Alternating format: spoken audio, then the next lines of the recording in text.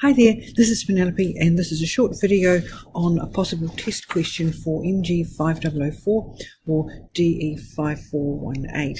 This is integration using an algebraic substitution, and we would use this when we've got something of the form either where we've got a constant times a function to some power, and that we can see that that's multiplied by the derivative of that function, or similarly where we've got not just a multiplication but a quotient. So again we'd have some constant perhaps, and this time we'd have the derivative over the function. So if you can see those, then you would use this form of substitution. Let's have a look at this example. If we look at it, we can see that it's something to the power, it's a function to the power, and it's multiplied by the derivative of that function. So let's be specific. Let's say let u equal sine theta.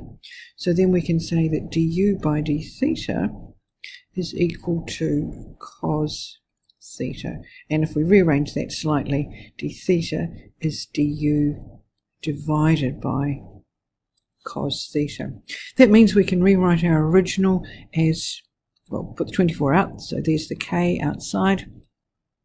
So we do that to start with, and now we're making a substitution, so instead of sine we're going to write u, so sine to the power of 5 would be u to the power of 5 and times cos theta. And then we're replacing d theta by du over cos theta, which has the required result of getting rid of that extra term in the different variable.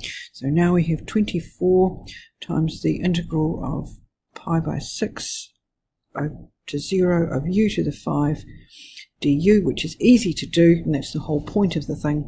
So we've got 24 times. Now if we integrate that, it's u to the 6 over 6 between pi by 6 and 0. We don't need the plus c in there because it's going to come out in the wash anyway. And we do need to replace the u to the power of 6 because this is actually theta, not u. So take out the over 6 and then replace that with sine to the power of 6 theta. Do the number crunching.